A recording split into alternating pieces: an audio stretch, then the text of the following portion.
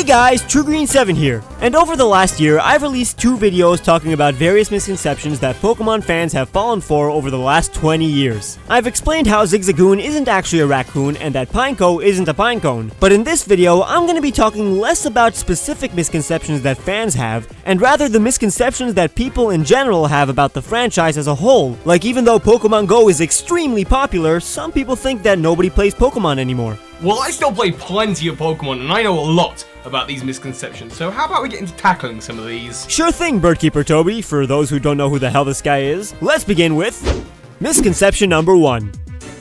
Pokemon is just for boys. Okay, you know this is completely untrue. Have you ever been asked, are you a boy or a girl? Okay, I mean, come on, this one is absolutely ridiculous. It's like saying Harry Potter is only for boys or The Legend of Korra is only for girls. I mean, I get there's the whole battling thing, and it's a video game, but come on. The idea that video games are only inherently for boys, that idea is preposterous and horribly outdated. While it's true that in Generation 1 a person can only play as a male protagonist, ever since Pokemon Crystal, which came out 15 years ago, any girl could just pick up the game and play as the gender they identified as. Even many Pokemon were created with a female audience in mind. There are tons of Pokemon that appeal more towards women, and Pikachu was even chosen as the franchise's mascot because he appealed to both boys and girls. And other than the battling monsters, there's not really that much that's actually geared towards boys. I mean, I'd say that everything's pretty much gender neutral. And in fact, on the contrary, there's more things that are geared towards the female audience, like fairy types, which beat your manly dragons, or contests. And just look at the last 2 Pokemon professors. Can't tell me that eyes like that and abs like those were designed for the likes of me. Misconception number 2. Pokemon is just rock, paper, scissors. Okay, we understand where the whole argument comes from. The first decision you make in the games is picking your starter Pokemon, which have a rock, paper, scissors-esque dynamic. Grass beats water, water beats fire, and fire beats grass. But don't forget that the first trainer battle you usually have is against your rival, who has the Pokemon with the type advantage over yours. But you're supposed to defeat your rival against those odds, which break this whole rock, paper, scissors argument right from the beginning. And on top of that, you've got ability, stats, statuses, weather conditions, and even the psychological warfare between trainers. The fact that there's a system in place balancing all this out isn't a bad thing at all, and in all honesty, if you think types are everything, you'd be wrong. So much of it is about strategy. Even if you just take it down to the core concept of type advantages, you're not dealing with 3 types, you're duking it out with 18. Most Pokemon are dual type, and in general, some types are better than others when it comes to defensive and offensive abilities, but their stats and access to different moves balance everything out. But it all comes down to the individual Pokemon themselves. Pokemon like Sceptile and Tangrowth have the same typing, but play completely differently on the battlefield. Sceptile will move extremely quickly, but have difficulty resisting against physical poison and flying moves, whereas Tangrowth can handle itself just fine defending against those flying moves, which are mostly physical. Plus, how can it be a game of rock, paper, scissors? Paper and scissors aren't even types. Stupid. Misconception number 3. The Pokemon Company is conspiring against our government and religions. Okay, so this isn't such a big deal anymore, but in the 90s when Pokemania hit, yeah, people believed that Pokemon was part of some grander scheme to take out our capitalist ways, or even to help our children worship the devil. When it came to religion, many parents and pastors believed that the taming and controlling of magical monsters was akin to black magic, and this wasn't helped by the fact that the people who printed the Pokemon cards were called Wizards of the Coast. This, on top of the perpetuation of the evolution mechanic in the games, made parents genuinely fear that their children were being subjected to evil Darwinism. Which is incredibly ignorant considering Pokemon evolution is way more akin to metamorphosis and not Darwinian evolution. And the idea that Nintendo, Game Freak, and the Pokemon Company are trying to overthrow our Western society is laughably moronic. Various countries have gone against Pokemon for preposterous reasons. For example, the Saudi Arabian banning of the franchise because it is a supposed Jewish Zionist plot. And Pokemon's reputation didn't really escalate after Electric Soldier Porygon aired. All of these claims, of course, are absolutely ridiculous, and the Vatican even had to put out a statement saying that Pokemon was not an evil thing, but in fact, about intense ties of friendship. Plus, if anything, Pokemon's completely in support of religious establishments. Praise be to Helix, our Lord and Savior. Misconception number 4. Pokemon is promoting animal slavery and abuse. Does this look like the face of an enslaved animal?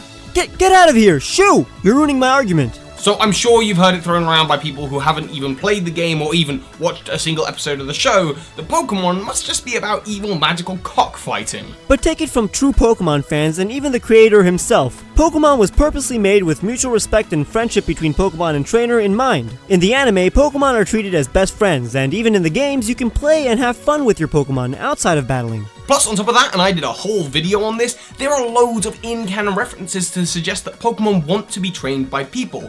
For example, in the very first episode, the Pokédex claims that while Pokemon are jealous of human-trained Pokemon, which makes sense because human-trained Pokemon are the only ones that can achieve Mega Evolution, their ultimate form, which can only be accomplished with having a strong bond with a human trainer. That said, Game Freak hasn't strayed away from addressing this topic, considering how in Pokemon Black and White, the villainous organization actually tried to liberate Pokemon from their trainers. Their actions were seen as vile because Pokemon and trainers love each other and would never want to be separated. Every Pokemon game since Generation 2 has a friendship mechanic, and guess what makes your Pokemon's happiness level rise? Leveling up by battling. They love that stuff. And let's not forget Peter's own version, Pokemon Black and Blue, which had Pikachu escaping an alcoholic trainer.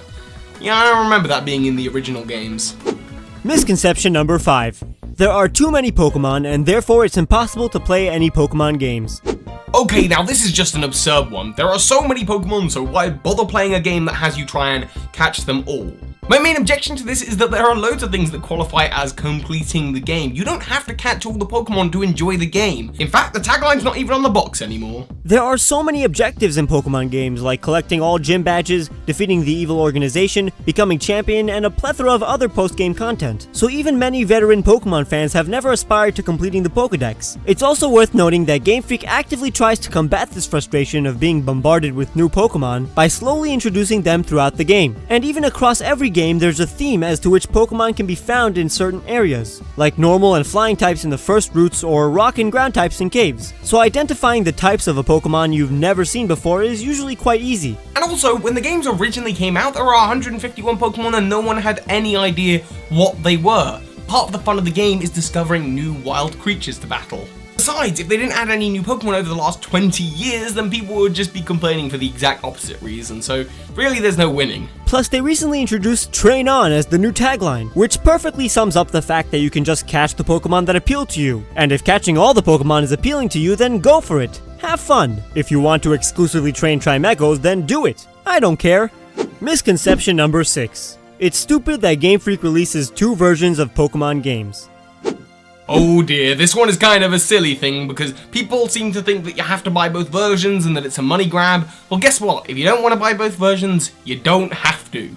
Plus, this whole dual game mechanic was essential to the success of Pokemon, especially in the first 3 generations. The game's creator, Satoshi Tajiri, initially had the idea of Pokemon after imagining creatures traveling between 2 Game Boys via a link cable. He wanted to create a game in which it was necessary to socialize in order to fully complete the game, and having version-exclusive Pokemon between 2 Pokemon games facilitated trading amongst friends. This made Pokemon such a phenomenon within playgrounds during the first 3 generations. But still, if you don't want to buy both versions, then don't worry, you don't have to complete the Pokédex. Because while it wasn't possible in the days of Red and Blue version, ever since Generation 4 there's always been an online global trading service, which means even if you don't know anyone else with the game or you don't own both games, you can still catch them all.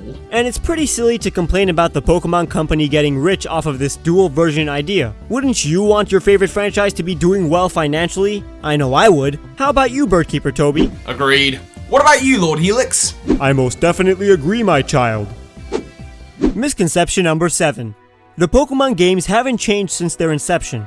We understand that this argument is more against the plot of the formula of the games and how you go around catching Pokemon, getting all 8 badges, defeating the evil teams, and becoming champion. But that's no different than any other franchise that has found a very entertaining formula that works, like Zelda and Mario. Plus, this misconception ignores the plethora of new features introduced in every generation. New Pokemon, areas, abilities, moves, plot points, items. There's so much new each generation, and if you really want to vary away and stray away from what is the core Pokemon series, you don't have to look far to find a variety of side games. Mystery Dungeon has you playing as a Pokemon, Pokkén Tournament has you fighting with them in Tekken style, Pokemon Snap has you taking pictures of them. I mean, there's more or less a Pokemon side game for everything.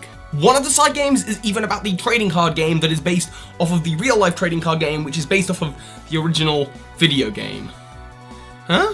In fact, this point is so stupid that there's a whole video on the topic of new Pokemon features and mechanics on this channel, further proving that Pokemon does advance in every generation. Pokemon wasn't a finished product when it was first released, but every successive generation polishes the formula and makes it more enjoyable. Plus, what else do you want? Pokemon wielding swords? We already have Samurott. Is he not enough for you? Well, how about a Pokemon with guns attached? Oh wait, Blastoise has been a thing since Generation 1, so those kind of Pokemon are totally canon. See what I did there? Canon. Get it? Let's move on.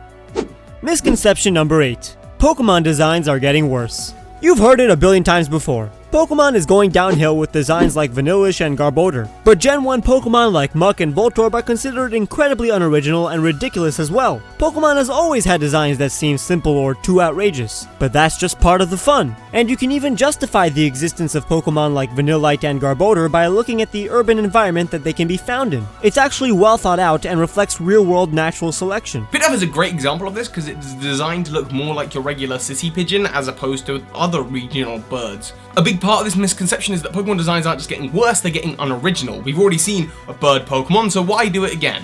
But tell me, if you were traveling the real world and saw a whole variety of different birds, would you think that's weird? No!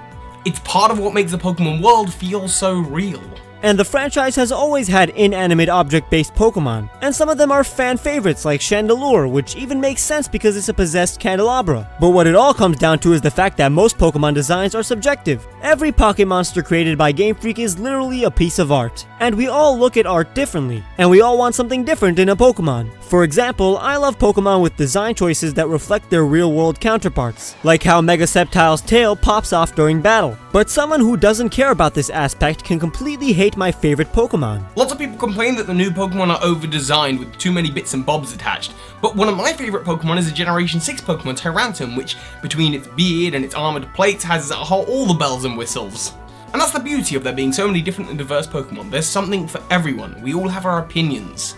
The only thing that's really true is that there's no one generation that has factually all the best Pokemon or all the worst Pokemon, because it's subjective. How would you like it if I said you had a bad design because you were part of this generation and you suck because you were not a 90s kid? Yeah, that'll make you feel worthless, won't it? Misconception number 9. Nobody plays Pokemon anymore.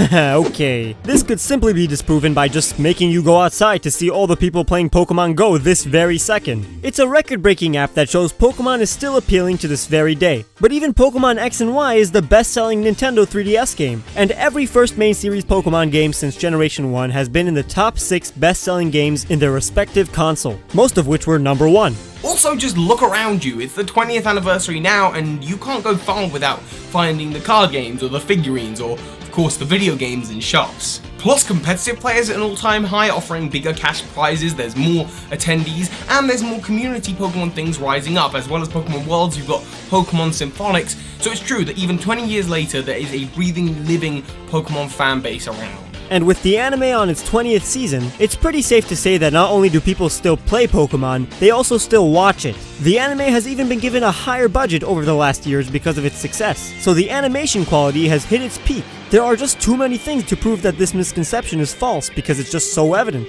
Pokemon is still incredibly popular after 20 years, and this specific year may be the most successful in the last 10 years. Misconception number 10. Pokemon is only for kids.